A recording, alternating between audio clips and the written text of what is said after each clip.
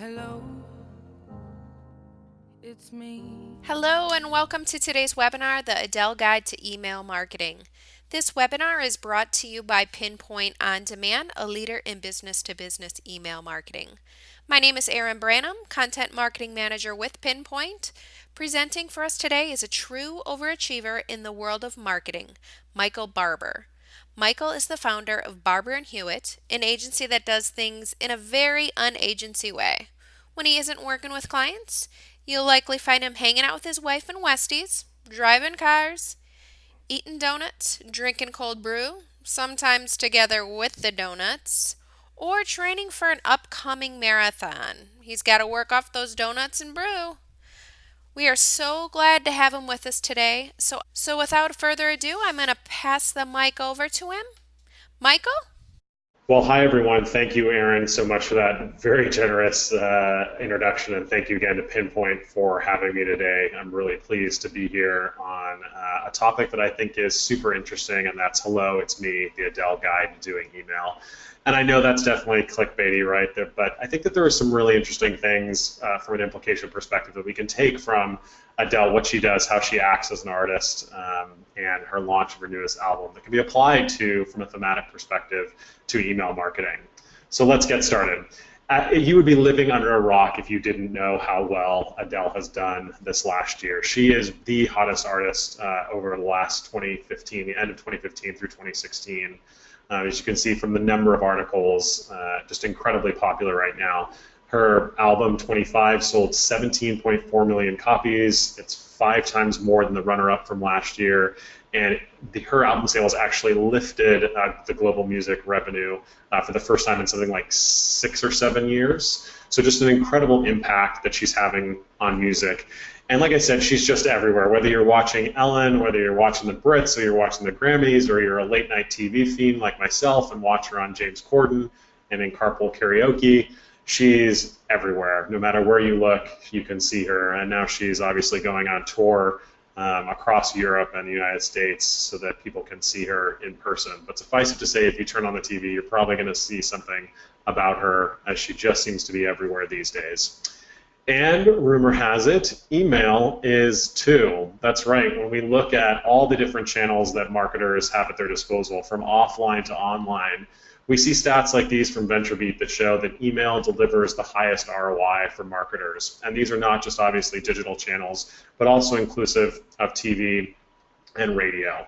And GetResponse did a survey at the beginning of the year in January, and no matter where you looked across the industry, whether you're in consulting or consumer goods or health and wellness or IT and tech, almost all of these different industries, all of these different verticals report good or excellent ROI from email marketing. That data came from the beginning of the year, and as I was doing some final research and putting some last-minute touches on this presentation yesterday, eConsultancy came out with some data that showed out of all the digital channels that they listed in their recent survey, email marketing provided the most excellent, if you will, responses for return on investment when compared to all the different opportunities that are out there for marketers to take advantage of.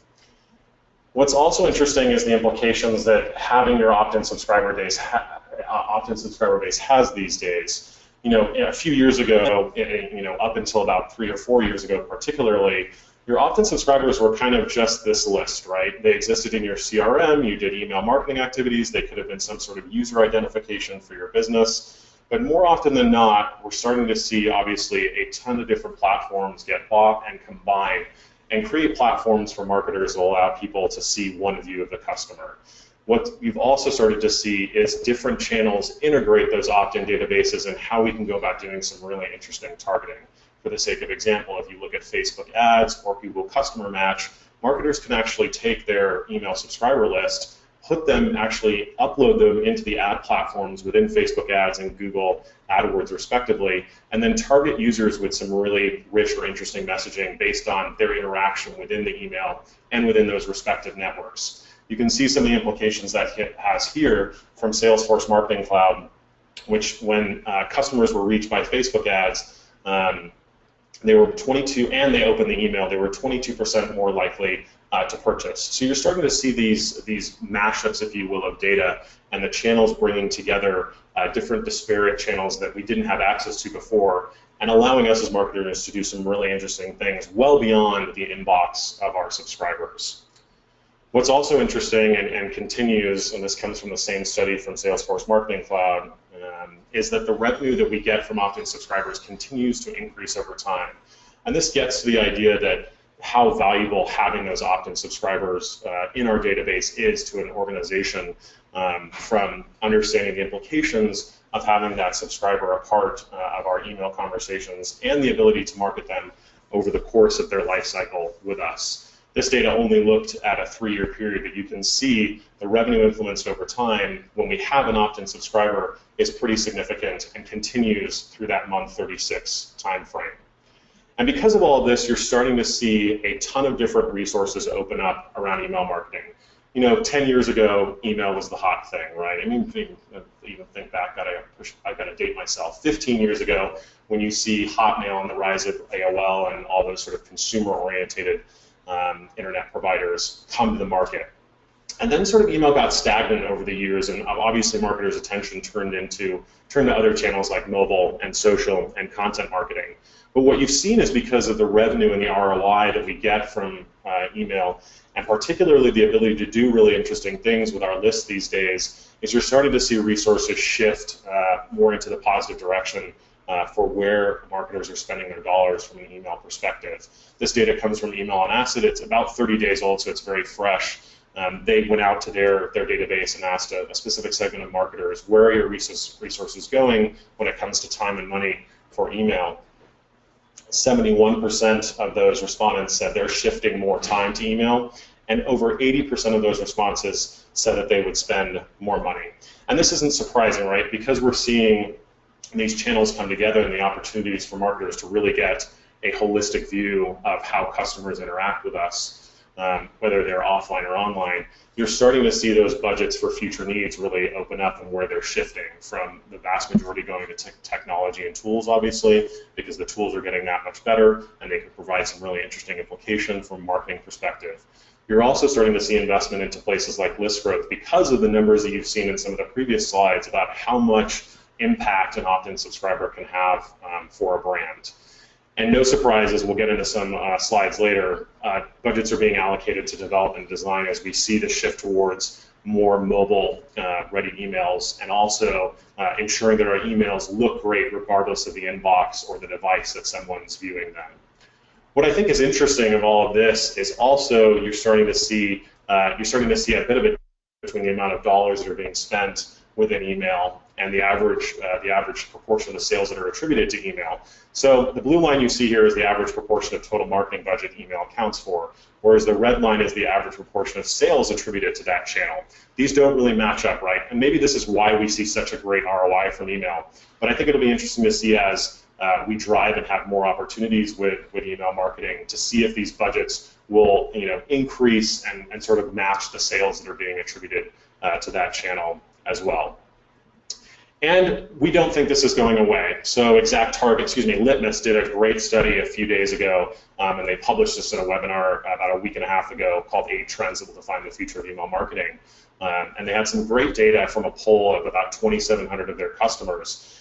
And marketers, regardless of where they look, think that in the year 2020, the return on investment will be significantly higher than what we're seeing now. So if those trends continue, we will likely see additional investment into this channel, largely because a lot of the technology that's come to fruition and because of the impact that we understand that having an opt-in subscriber available to us does for our business. But it's not just marketers, right? So this isn't just a one-way street. Consumers also dig email as well. When we look at different numbers, there are 4.1 billion email accounts across the globe. Comparatively, if we look at the next biggest number, if you want to, in terms of accounts, would be Facebook, somewhere about the 1.5, 1.6 billion active profiles across the globe. These numbers break down into the United States of about 296 million, so almost 100% saturation of those people that have access to the internet typically have an email address. And Litmus also looked at, in that same webinar, the percentage of customers that actually dig email as well. So these are the percentage of customers who think the following channels will still exist in 10 years. And this speaks to their familiarity, I think, with the channel, and also them wanting to continue the conversation around the channel as well. And lo and behold, email was the clear winner here, followed by Facebook, then cable TV, which I found very interesting. And you can see the breakdown here across other different social networks and channels in terms of where consumers think what will still be around come 2020. And this is really no surprise, because when we look at other data that asks the very same question, maybe in a different way, and this particular one comes from Marketing Sherpa, is this particular survey asks, which particular channel do you want to receive offers from the brands that you are interested in? And lo and behold, when you look across both offline and online channels, or different tactics that you may have at your disposal as a marketer, 70+% of respondents said, I would take email over almost all of these channels from a brand. So really interesting implications to think about. I think one of the bad arguments that gets thrown into the mix is that, and one of the things that's been tossed around by the media and talked about a little bit, is that millennials or younger audiences do not like email. What's interesting that we see there is this simply doesn't exist when we look at different data sets, particularly newer data sets. Again, this data comes from Litmus, and you can see the age breakdowns here that agree that email will still be around, come 5 or 6 years down the road. And because of all of this, we find, consumers are just crazy for email, but in really, really odd ways. At the end of 2015, Adobe did some really interesting research about where people are actually consuming email. And the point of the next 2 slides is because this has some serious implications into how we deliver email and how we design emails, because we've got to make sure that people can read and interact with emails regardless of the environment or the time of day or at, right? So you'll see some interesting stats here. People are multitasking while they're watching TV, while resting in bed. God forbid that blue light before you're going to sleep. Probably one of the bad ones here on this list while on vacation. I know I was somewhat guilty of this, trying to check in when I was gone in Mexico on that beautiful beach. But suffice it to say, we are staying connected to our email accounts regardless of where we are. And these get a little creepy too. So Adobe also asked, where else do you read email? And you can see some interesting things here and some disappointing ones. Certainly interesting while we're in the bathroom, right? I think this goes to when we get up in the morning, we grab our phones, we walk to the restroom, or between those breaks while we're at work, right? We take a second to check our inbox. While we're on the phone, of course, we've got our headphones in and we're multitasking. And then probably the biggest disappointment here, and if you live in LA or anywhere in Southern California or places with big traffic jams, you will probably see this 9 times out of 10, even though we have laws that speak to this issue, but while out driving as well. And suffice it to say, that's not something we should be doing by any stretch of imagination. But the point being is that we're consuming email in some rapidly odd places that we didn't used to do that. 10 years ago, we consumed email at our desks with a keyboard and mouse, and it was a very different iteration. And this also gets to where we're actually consuming that email as well, not just the physical location where we need to be, but the device that we're on as well. Every single month, Litmus does, they track about 1 billion emails per month, and they publish where emails on what specific devices those opens are happening. And as you can see over the last year, mobile has just continually just killed webmail and desktop opens over the last year or so, getting up to about 55% on average. And this is first opens, right? That doesn't mean that they may go back to their desk or back to their laptop. Or back to webmail, right, and actually, make a transaction. This is simply on the open level. So that has some really interesting implications for us as marketers, particularly from a design and development perspective, and we'll touch on some of those key themes in a second. Litmus also talks to these very specific devices as well, and in March, this was the latest stats, as you can see, sort of the top 10 devices that people are opening their email campaigns in, and no surprise here, Apple iPhone, followed by Gmail, followed by iPad, then Android, Apple Mail, Outlook, Outlook.com down at 2%. I think what's really interesting about these implications, and something that I think a lot of email marketing strategists have been talking about, is not so much the death of Outlook per se, but we've all been concerned, particularly from a B2B perspective, about making sure we design around Outlook. And what we see more often than not these days is that although yes, a consumer or a subscriber may go back to their inbox to check an email campaign, but the vast majority of first opens are happening within a mobile device. If that's the first, right, that we're going to have our first interaction or a first impression with a subscriber, then we've got to make sure that we look good across these mobile devices. Another thing to think about is sort of what the media is saying, because certainly that can certainly change the tide. And similar to another Adele song, "Water Under the Bridge," as far as the media is concerned, things have changed when it comes to their view of email. This is an article that you'll see on your right-hand side from Fast Company that came out, I believe, the end of 2014, beginning of 2015. And if you can read that title, it says, "How Email Became the Most Reviled Communication Platform Ever." The most reviled, the worst, the hated.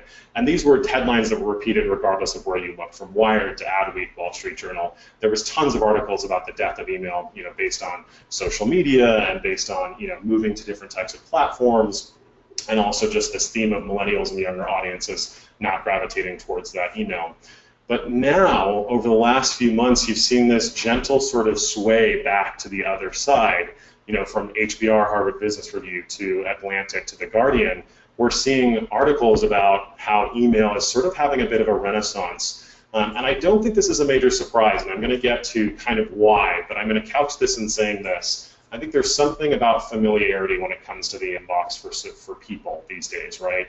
When you think about the average consumer, and where they're being bombarded with messages from social to all this content that we're putting out, to all the billboards and offline messaging that they get, the inbox is the one place they know how to control.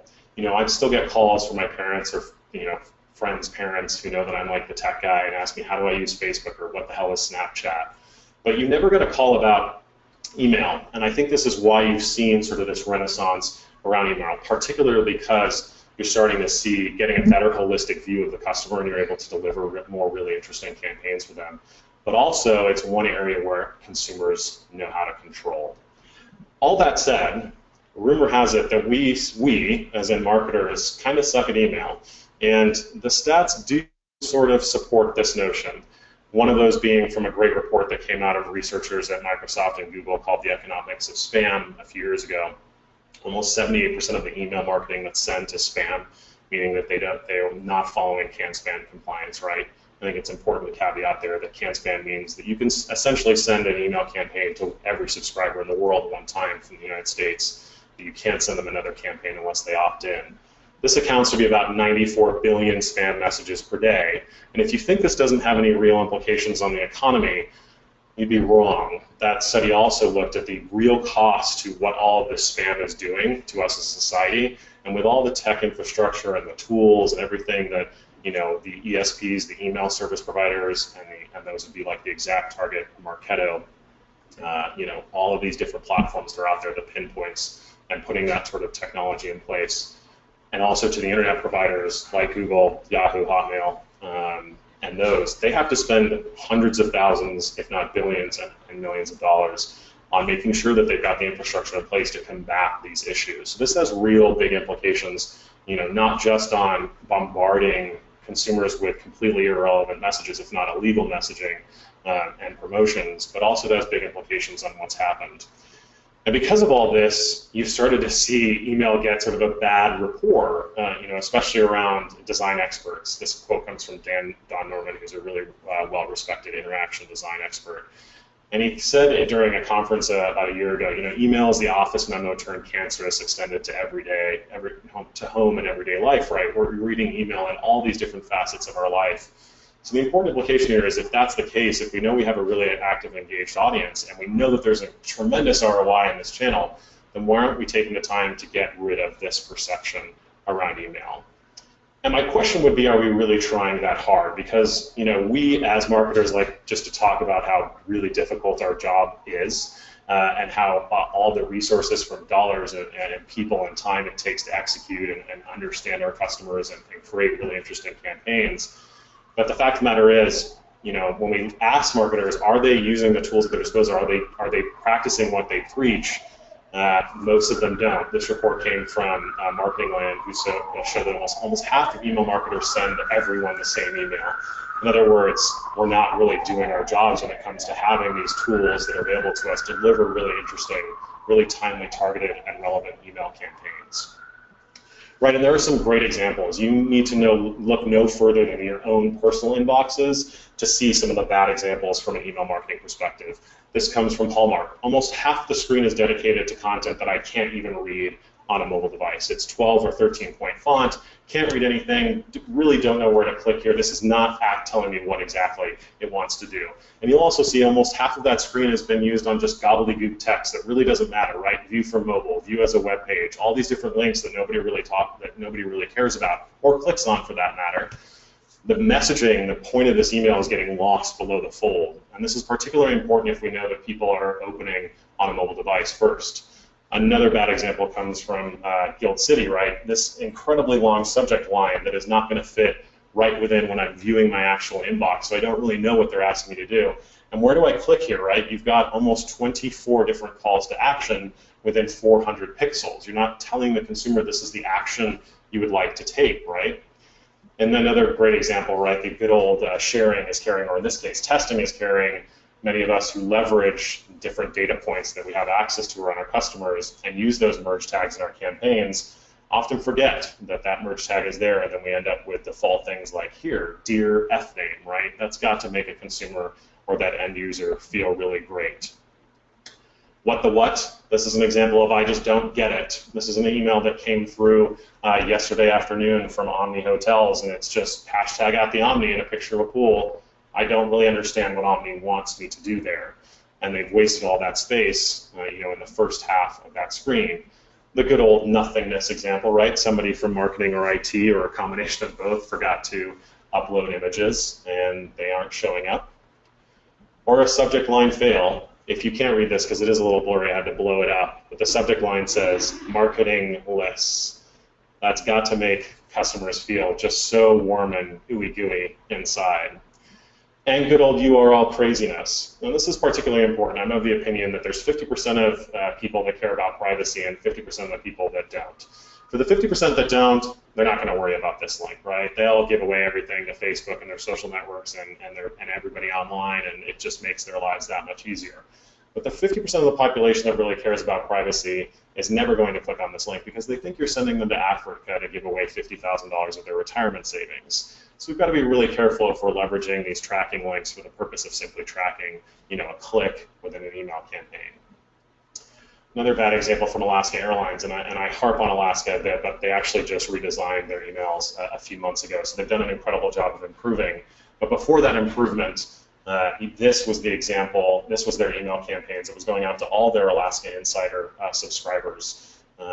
And there was, I think I counted this the other day, there's something in the neighborhood of like 46 different calls to action in 400 pixels. They simply were not allowing a user to understand, what do you want me to do with this email campaign, right? And if I'm opening this on my device and I'm sitting on my toilet or I'm sitting in bed, I don't have the time or the energy to deal with this. I'm simply going to swipe left or hit that delete button and get rid of it.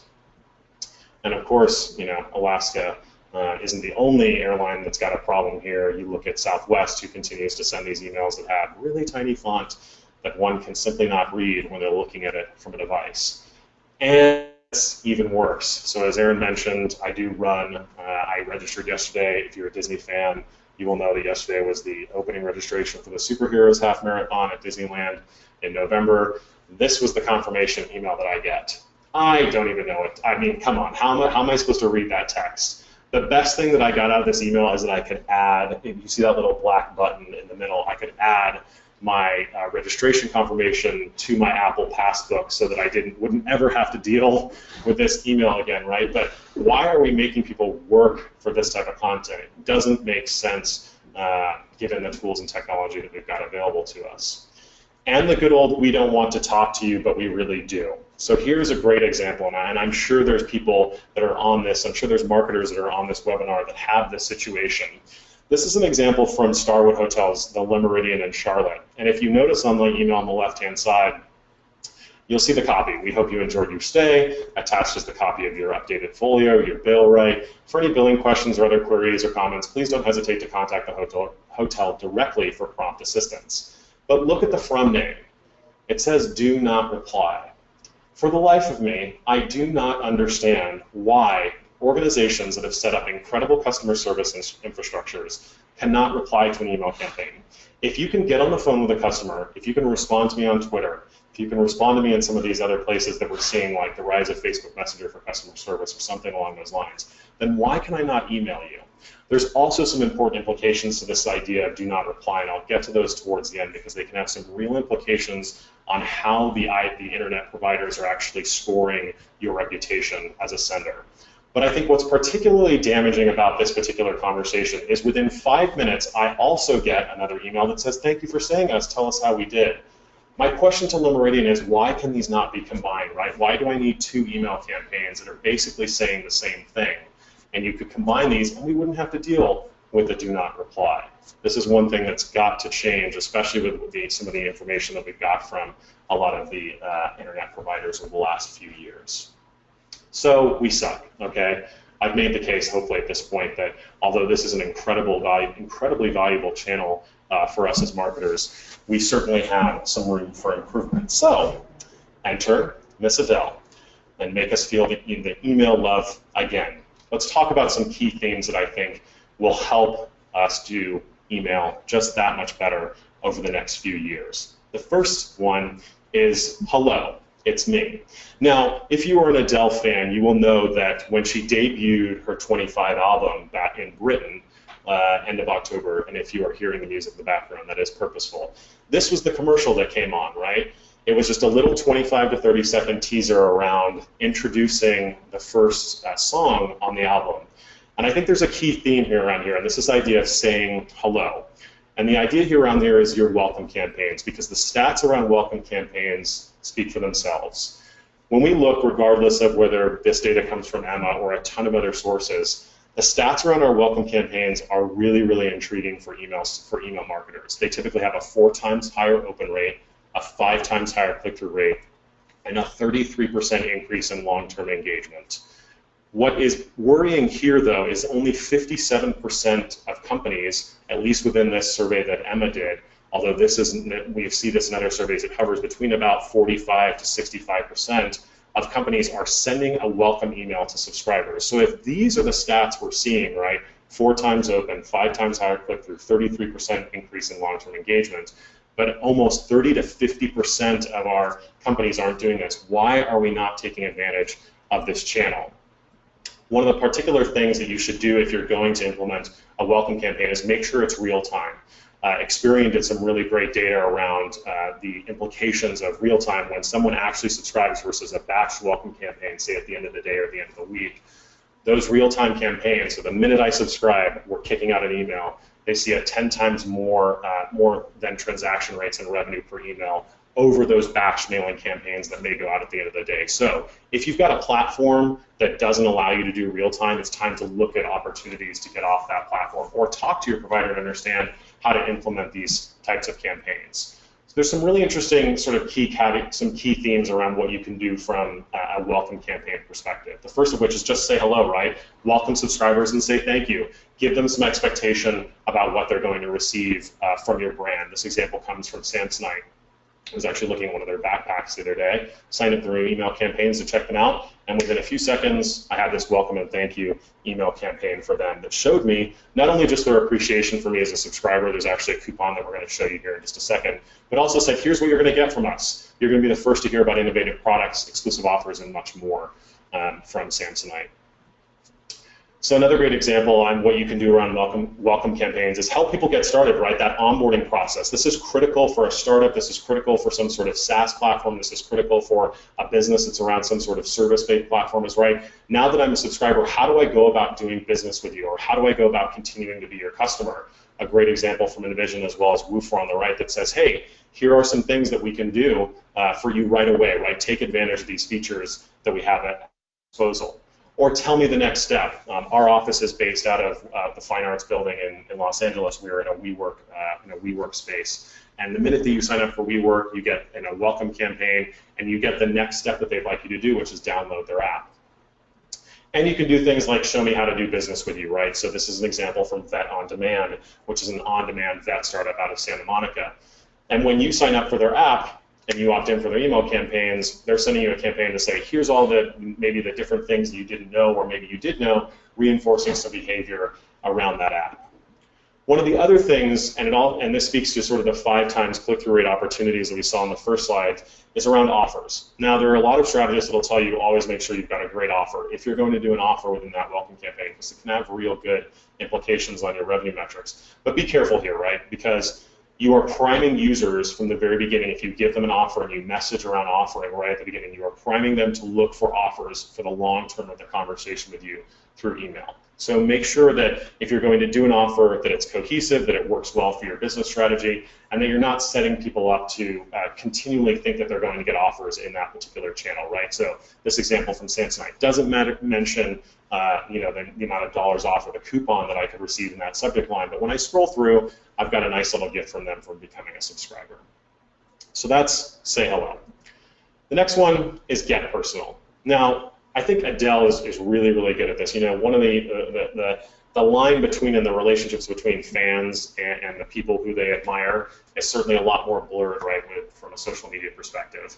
And as you can see over the launch of her album in the last few months and the launch of her concert series, both within Europe and the United States, she's reached out directly to fans who have really made a personal plea around tickets. Some great examples here. But I think there's a theme here for us to understand, and that's idea around personalization and segmentation from an email perspective.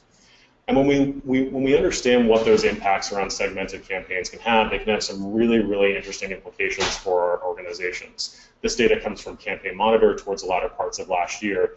And when they looked across all of their customers, segmented campaigns drove a 760% average increase in revenue. 760%. That is a huge number that can have real interesting impacts on your email campaigns by simply sending segmented campaigns that are based on some data point or some type of grouping that you've set up as a business versus those one-size-fits-all that we're just batching and blasting and sending off to subscribers. And this doesn't need to be complicated, right? So a lot of us already have data on our customers from first and last name. And even that, from just simply including a little bit of personalization around first name, can have dramatic increases. Our open rates, this is the same study from Campaign Monitor that saw when a campaign included that first name data point, it increased open rates by 26%. And again, some great examples that you can see here from Quirky. When we've got access to this data, why aren't we using it to try and target users in really interesting ways, both within the subject line or within the copy itself? We've also got a ton of triggers based on data. We've talked about the welcome campaign, but those triggers around data or interactions that we have with customers can extend well beyond the welcome campaign too. They can go to things like a birthday, event, anniversary, or thanking a customer when they've actually done business with us. This is a great example from PetSmart. We have 2 dogs. One of them's name is McDougal, and when you're filling out your loyalty card at PetSmart, they get that information on your dog, and lo and behold, on February 24th, when our McDougal was born about 9 years ago, on the anniversary, or excuse me, on his birthday, we get a happy birthday to McDougal email campaign from PetSmart, who includes a little treat, a free treat for us to come in the next time we come in to buy a toy or something along those lines. And a lot of marketers tell me, well, that's hard, that would be difficult to implement. But I would have to say, most of the major email service providers out there are allowing you to do these really easy segmentation events. And if you're complaining, then I would encourage you to take a look at good old Dr. Rieger, who's my optometrist here in LA, who only has 400 patients. He's got a super simple CRM system, and even he manages to wish me a happy birthday. So if we aren't taking advantage of these events or these anniversaries and these birthday opportunities as brands that have got budgets to be able to do this, then we've got something to talk about. We've also got some incredible data around our purchase intent these days, right? More than ever, we're seeing technology try and grapple with a holistic view of the customer and integrating e-commerce, CRM, social, email, everything we're doing from a marketing perspective, customer service, all of these things around the customer experience, around that holistic view, right? So some great examples here from Amazon and Bonobos, who, when you put something in your cart, will come back to maybe a few days later, or when you're viewing a particular product because you've logged in and they're tracking you and they're understanding what your behavior is and where you're spending time, and they say, hey, did you forget something? Or hey, did you want to purchase that particular product that you spent so much time on, right? If we have access to these interesting data points, then we should be taking the time to implement these different segmented campaigns that can drive really interesting numbers for organizations. And we can also take it one step further beyond not only just purchase intent, but our purchase history as well. If if you take a look at this example from Bonobos, that button right there, if you can't read it, close in on the screen, it says shop size large. I'm a big fan of Bonobos, and I am a size large, and that's the size I've always traditionally bought from Bonobos, and this means that I have one less step to take to purchase this product. I think this is a really smart way, in a non-creepy way, to take some of that purchase history, deliver it into our email campaigns so that, one, you're saving that end user a little bit of time, right, and effort. Time and effort, right, that friction that you allow between the messaging and the actual action you want a user to take. This takes one small step, but takes alleviates me from actually selecting that size. And certainly, I can understand that. My implication here as just a human being is Bonobos cares about my time, right? You know that because I shop size large, let's go get a large in your cart and be done. So we can take that purchase history as well and deliver some really interesting campaigns from a data perspective. You're also starting to see some really interesting implications from a weather perspective or third-party data sources. So if you didn't know, IBM bought all the data assets around weather.com and the Weather Channel a few months ago. I think it was to the tune of about $500 million. And they're going to be integrating that data right within Watson, which will obviously have fascinating implications just on all different facets of business, from procurement to shipping to logistics to all of these things that weather can affect. Supply chain and whatnot, but it also has some really interesting implications for marketers, right? The ability to deliver a campaign based on maybe a weather event or a seasonality event that's happening within different markets, right? If for the sake of this example from Jack Threads, delivering a coat in Chicago 2 weeks ago when it was snowing, but delivering a t-shirt in LA when it's still 72 degrees and sunny outside, right? The ability to do that becomes really interesting and has real implications on us so that we don't have to spend a lot of time on developing all these different content types and not using all the tools that we have at our disposal. We can also do things from a gender perspective. This is a good example from Nordstrom's, who simply drops in dynamic content based on gender and some shopping preferences. But it's basically the same campaign that you're seeing, swapping out logos and just a little bit of look and feel. And based on data, we can do a ton of things around onboarding. We talked about this just a second ago. This is a video of my inbox from when I joined a gym a few months ago. This gym happens to be Equinox, for those that are really paying attention to the slides. And as you can see, since January, these are all the campaigns that I've got from them. Now that may seem like a lot, right? But they're taking me through all the different facets and all the different opportunities and features that I have as an Equinox member, and all the different updates to their app and all the different updates to the gym that are happening. And I think this presents some really interesting implications for us from an onboarding perspective, because what we see here is, because consumers want to receive this information and we're opening up that channel for them when we're doing things like registering or doing business with them, we have an opportunity to continue to educate them through their life cycle and do really interesting things from an onboarding perspective and really make them love you, right? There's nothing better about making a customer feel good about the purchase that they've done. And certainly from an Equinox perspective, when you're spending that dollar figure to go in and use a gym, you expect there to be some return on investment on what you're spending. And they're doing a really good job of making sure that their users are engaged and onboarding them through that process. And they're telling a story, right? There was a really great question that came to Aaron and I yesterday around this idea of, the one-off campaigns versus telling a story. And although I don't have any hard data as of yet, the key themes and some strategies we're seeing from a bunch of different webinar points is that customers tend to like telling a story throughout their life cycle into their inbox, right? It's not so much about delivering just that coupon or that offer, that promotion these days. It's telling that story in a really interesting way through their inbox, based on the data, based on purchase history, based on what you know, whether that's external data or internal data available to you. And we also have the really interesting implications around transactional emails. I think this is one of the most underserved or underutilized areas that marketers have. And I say this because more often than not, these transactional emails are really plain, right? They just say, thank you for your order, or here's your shipping confirmation, and you go about your day. But what we know here is these transactional emails really matter to customers. And when we look at the data, those transactional emails are 8 times more than likely to be opened when we compare them to just other campaigns, just our one-off or our newsletter campaigns. So the implication here is that if we know that subscribers are opening these emails, why aren't we doing something interesting in here? And it could be a cross-sell, it could be a letter from the CEO, it could be a letter from the salesperson, it could be anything that will really help tell that story to your customer. but it could be something as simple as what Bonobos does here. And if you can read this, it says, orders typically ship in 1 to 2 business days. We'll send you a tracking number as soon as it's out the door. While you wait, enjoy a cat who loves boxes. And when you click on this link, you are taken to YouTube, and this is the video that you get. If there are any cat lovers on the webinar, I'm sure you know Maru. He has like a bajillion views on YouTube, but this is just a cat jumping into a box. Its owner just leaves the camera up all day, and I will let you enjoy this for just a second. And Maru just jumps into the box, tries to get into the box.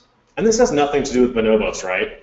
But what bonobos has tapped into is understanding, one, they know that those transactional emails are being opened, and two, they're starting to set expectations with me that there's something interesting in there, right? Maybe in the future there'll be something additional around a product or service they're offering that I will click on because they know that I'm engaged. But this has really interesting implications. What could we be doing better in some of these transactional emails?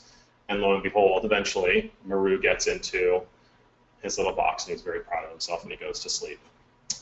And Bonobos takes this one step further. They're not always delivering Maru these days, but a couple weeks ago I got a mini horse. So we can do some really interesting things around these transactional emails. So that's getting personal. The next one around our Adele guide to email is, oh, you fancy, huh? I don't know if you are an Adele fan, you will know that she loves great designers, she loves great fashion, she always looks great, head to toe. She's done up, she always looks great when she's in public. And I think there's a theme here that we can use, from Adele, and that's this idea: if Adele likes nice things, then your emails should too. And when I'm talking about nice things, I'm talking about interactivity or different design elements that we have at our disposal with an email that we didn't have up until a few years ago. Mark Robbins, who's a really well-known email developer from Rebel Mail, who does some crazy stuff in email campaigns, had this quote that came from a conference he did that, and he says, "I see interactive as a huge shift in email development. Early analytics have shown far greater engagement from users who receive interactive messages." So what are those types of interactive messages that we have at our disposal these days? The first is dynamic content. This video that you're seeing in front of you comes from our friends at Movable Ink. Movable Ink is simply a platform that you can use and integrate into your email campaigns. It says, here's a content bucket holder, and based on any point of data, I want to serve a different type of content, whether that person's male, female, whether that data point is geographic location. For the sake of example, in this particular campaign, at 6 to 9 p.m. I want to deliver this particular piece of content. But if somebody opens at 6 a.m. to 9 a.m., then let's deliver this piece of content, right? This ability to have some simple dynamicness within that campaign. But this extends even further, right? And this is putting things in like real-time or conversational data. If you follow Litmus and you are a real big email nerd like myself, they debuted their email marketing conference, or the email design conference last year with this particular email. And as you see as it will scroll down, this is a live Twitter feed coming into the email campaign without having to ever leave the inbox. This blew people's minds. And these are the things we have at our disposal these days.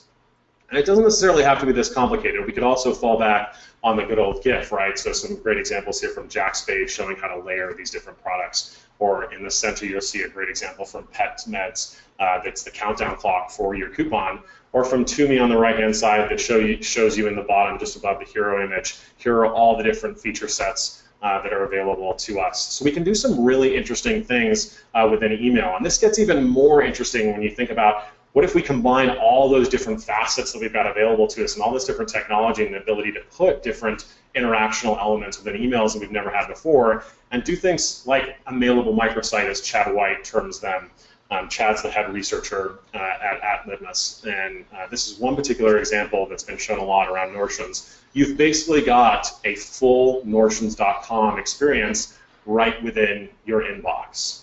So these can have really interesting implications for us as marketers. The ability to tap into these trends over the next few years, I think, will be key because consumers are going to want to have some sort of interesting conversation with you, right? They're going to get bored of copy. They're going to get bored of the simple image. They're going to need to have some sort of interactivity to get them to interact with your email campaign. It also has some interesting implications for what you can do from a transactional perspective potentially in the next few years from email, and we'll talk to that in a second. So the next one is be ubiquitous, and that means be all places. So a few years ago, we would say design an email for, maybe, and this is beyond a few years at this point, 5+ years ago, you're designing an email for a keyboard and mouse. That is not the case anymore. We know that the vast majority of people are opening emails, at least for the first time, on their mobile device. And we know the vast majority of people that are on these mobile devices have been trained to use their thumbs and fingers in a vertical scroll motion. So if that's the case, we have to utilize some of those user elements within our email campaigns. And this comes down to things like single column skinny layouts, right? Gone are the days of multi-column stacking things, having to zoom in and zoom out on email campaigns. We've got to deliver content that's in a single column skinny layout that allows you to use your thumb or finger to scroll right through the content on our email campaign. Here's a great example from Tommy John, an men's underwear company. Another example here from Room and Board, a great furniture company. Scrolling through that so that I can get right to the point of what they're trying to get me to do. Beyond just a design perspective, it also means we need to take advantage of things that matter when I'm using my fingers over a keyboard and mouse. So take a look at the example in front of you and you'll see how we got 127% increase in click-throughs by redesigning this blog subscriber's email. And the one thing that they did here was simply add that green button. So, a couple things to take away from this. Fonts, when it comes to the opening within a mobile device, my suggestion, you can take this or leave this, headlines need to be at least 30 pixels, body copy needs to be at least 16. That's what you need for the average user to be able to read that campaign. At a minimum, 13, because Apple actually resizes your text if it is below that size because they know that the average human cannot read it at the average length that they hold that phone away from them.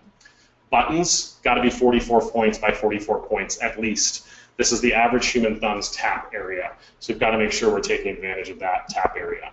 We've also got to get to the point, right? So more often than not, we're reading email campaigns in really odd places at really different times of day, and we've got to respect the time that users are giving us in their inbox. And if that's the case, get to the point. Gone are the days of where we have 20 lines of copy. That is about the maximum that an average user can take these days, but take advantage of just simply getting to the point. Some great examples here from Brilliant, Lululemon, and Handy.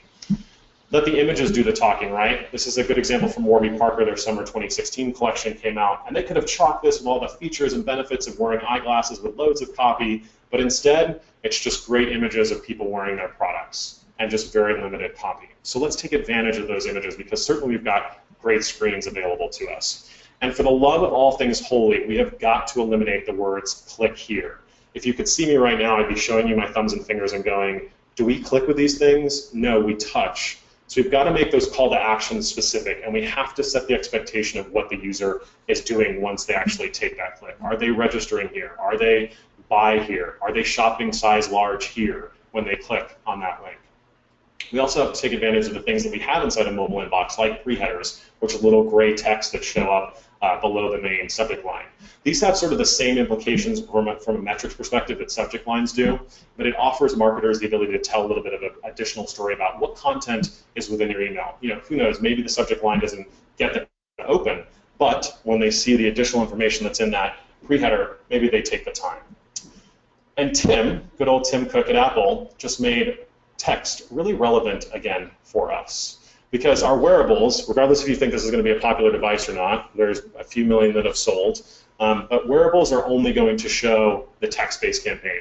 Apple actually does have an HTML standard for email, but basically what it does is it strips out, when Apple Watch sees an HTML-based email, this visual-based email, it strips it all out and just gives you what it has available to you from a text-based perspective. So we've got to give some of those text-based campaigns a little love. Since the BlackBerry days, we've kind of let text go over the last few years. Certainly something to think about as we see potentially more wearables come on the market. If you need inspiration around this, Pinpoint's got some really great examples on their blog. Another good one that's really just focused on design perspective is Really Good Emails. They have all these different email campaigns from a bunch of brands based on, and you can filter based on what you're trying to do or the business objective. If you're looking for tools for this idea of being ubiquitous, there's Litmus, Targeted.io, and Email on Acid. You'll see a Litmus demo right here. You can code an email campaign. It's got a great builder in here. And what Litmus does and all of these tools does is do previews within different inboxes. So you can select iPhone, Outlook, and then see exactly how your campaign is going to look inside of those inboxes. It's a really great tool. So that's be ubiquitous. The next one is be real. So if you follow Adele on social, you know she's basically an average human being that just happens to have a great voice, working out here, getting ready for her tour. Or also when the whole Grammy issue happened, she really just acknowledged it, said sorry, and moved on. And I think this is an important takeaway for email marketers, right? If something happens within their email campaigns, because we are going to make mistakes, is just say sorry, right? Just be real. This is a good example from Uber Eats, who sent out the wrong menu, and then they followed up with, sorry about that, here's today's actual menu. Or when you sent out a campaign that just didn't have something in it that needed the correct information, simply falling on your sword and moving on. I think what's also interesting in here is speaking like a human being, right? And say that slowly for dramatic effect. Speak like a human being. Often I think that we cobble all this marketing gobbledygook copy into our email campaigns, and the user is just looking for a really good experience, a really good conversation here. So let's talk like they like to be talked to, not talk to them like a marketer traditionally talked to them.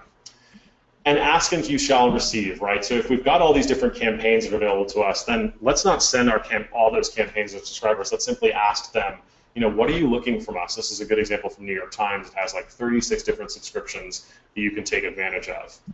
And tell you when you want to receive it, right? So instead of taking users to that traditional old unsubscribe page, ask them, hey, do you just want a little less of us in your life? Or when do you want that timing? When do you want to have that conversation with us? Always give me really interesting reasons to say hello. This particular example, Dawson's Creek, came from a SaaS platform that was trying to get a conversation started with us. As you can see, it says, this is my third time reaching out to you, and I'm deeply hurt. He shows a picture of Dawson. You better believe that I actually called this guy. But again, giving subscribers a really interesting reason to say hello to us, rather than just simply sending the same old tried and true campaign. And if you miss your subscriber, right, then say hello to me again. Continuing on that Adele title. A great example of a re-engagement campaign, right? Taking advantage of re-engagement campaigns can be vital to getting people back into your conversation from an email perspective. This is a good example from Nespresso that offers up free shipping because I haven't purchased new espresso,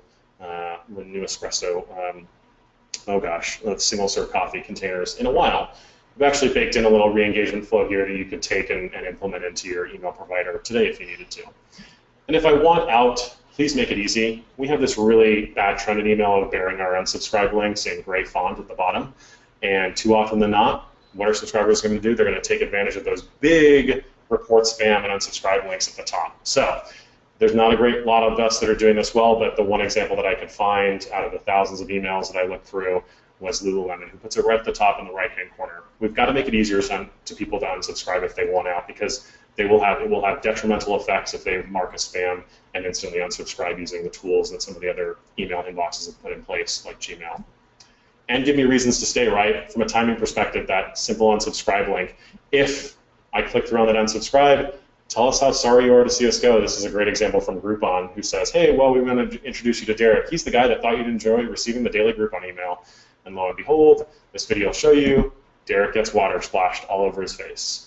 This had a pretty dramatic effect on Gmail's unsubscribe rates. So can we do interesting things like this to keep them interested in our email campaigns? And the last one is, if all else fails, just entirely copy Adele.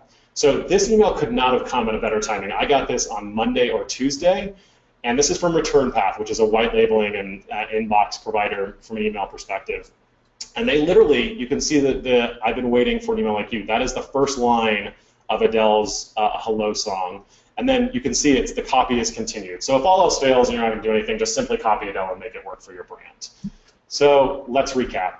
Hello, it's me, right? Making sure we're taking advantage of those welcome campaigns. Getting personal. We have all this great data on us available to us as email marketers these days, and all these different channels that we've got data from. We've got to leverage that data to do something from a personalization perspective, or we risk simply being ignored because they're not personalized enough for the consumer that's reading them.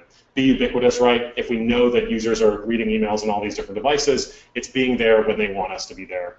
And oh, you fancy how, taking advantage of some of the great tools and technology that are out there to do something from an interactive perspective. Be real, right? Speak like a human being, act like a human being, treat this conversation as a real, authentic medium with your subscribers so they want to continue to have a conversation with you from an email perspective. And if all else fails, obviously just copy everyone else, or in this case, Adele.